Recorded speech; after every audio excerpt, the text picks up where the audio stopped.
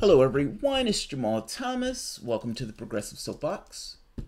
I've hit this story before, but this came up in my search and I want to hit it again, and it's going to be very, very quick. I'm not going to linger on it this time. Just the position. And it's a position that I suggest, that I push strongly for people who consider themselves Democrats, people who are still in the party, the people who are politically abused, lefties who still believe they can get something done and get something changed in the party apparatus itself. Fair enough. I disagree with you. I don't think you can. But regardless of what I think, you're still there. You're still fixing ham sandwiches for the Democratic establishment that cheated you. Great. I would say this. If there is any shred of dignity in you, if there is anything that drives in you that bugs you, if you're not so much of a cuck, if you haven't fixed so many ham sandwiches after seeing your party slap you and beat you, after having them having sex with the maid, after having them come out the bathroom without washing their hands and rubbing your hands on the kids, or worse, wiping it on your shirt. They do these things to you and they still say, go fix us a ham sandwich. And you, being the politically abused spouse that you are, or the political equivalent of an abused spouse, you go fix the sandwich. If that means you get cheated in an election, you still turn around and vote for Hillary Clinton. I cannot think of anything other worse from the standpoint of being a politically abused spouse than to know you were cheated and vote for the person who cheated you. If there is anything left in you after that demoralizing breaking of a human being, certainly it needs to be riled up here.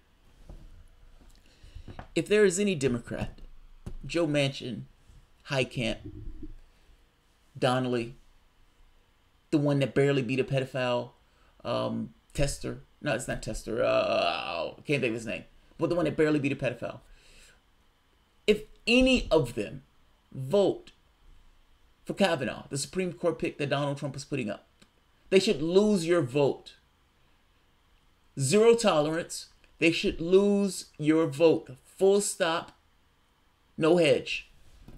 It should not be a question. It should be an automatic process. Did this person vote for the Supreme Court pick? Yes. Will that Supreme Court pick get rid of Roe versus Wade? Yes.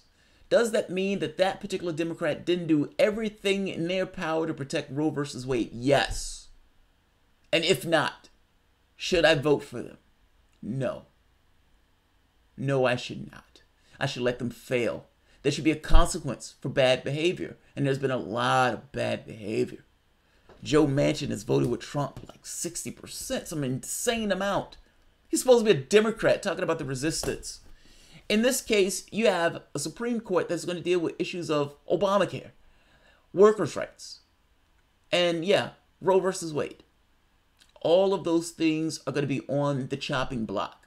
And the idea that you will not slit your wrists on the goddamn flag in order to prevent those things from taking place, it should be problematic to other Democrats who are already demoralized and defeated based on what the party has behaved and how the party has behaved and what the party has done. It shouldn't even be a question. Shouldn't even have to make this video. Chuck Schumer shouldn't even have to push. The fact that they stole your person, something should be inside of you that would want you to fight in the first place.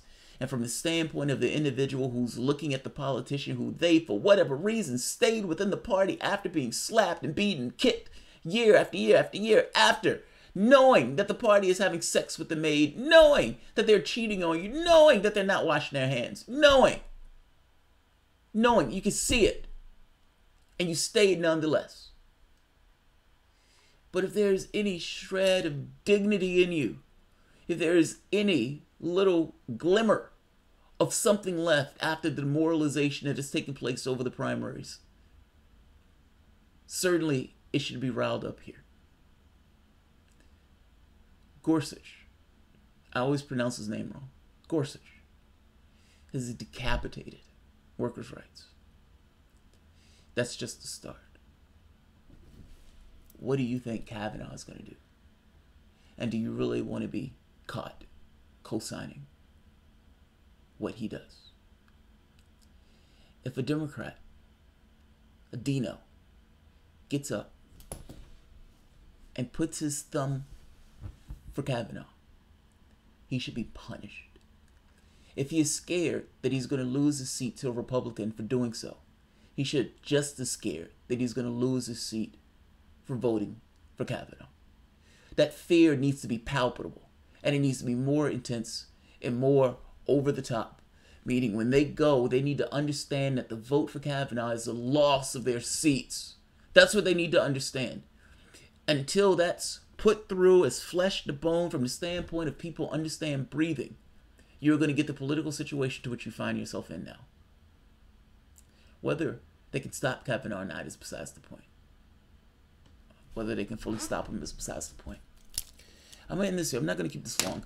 I'm just saying from the standpoint of somebody who's in the Democratic Party itself,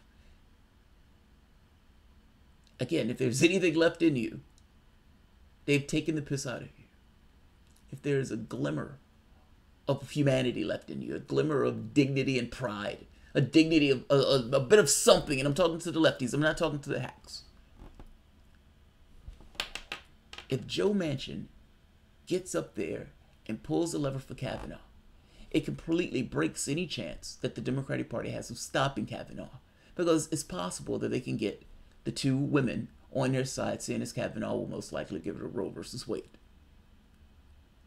But that goes away if any of the Democrats break. And I'm making the point that if any of them break, they should lose. And it should be very clear that they're going to lose. It should not be, I think I'm going to lose. They need to understand it as flesh is understood on bone. So, again, this one is not long. Just advice. If you allow Joe Manchin, Heitkamp, to essentially make a vote for Kavanaugh and keep their seat, you've essentially said that your vote is perfunctory and it doesn't really matter. And that for all intents and purposes, they can do whatever they want in that seat, and you would allow them to stay in that seat. And I suggest to you that that's somewhat the problem of politics now, especially on the Democratic side. That you have nowhere else to go argument where you allow them to do whatever they want and you continuously vote for them regardless. It needs to change. And this is definitely put on display for stuff like this. These guys are knuckle draggers. Idea you're going to co-sign this as a Democrat. Is Heidi Heitkamp going to co-sign getting rid of Roe versus Wade? That's the question. Is Joe Manchin going to co-sign getting rid of Roe versus Wade? That is the question. Is Donnelly? Is Tester? I can't think of the guy's name. The waste that beat a pedophile. Is he going to be associated with getting rid of Roe versus Wade? Because a vote for Kavanaugh, that's exactly what that is. So, if a Democrat can't even be trusted for that, what's the point in having him in those seats? So, I'll leave this here. Like I said, it was going to be quick. I have another one after this, but I wanted to get this one up. Thanks, guys.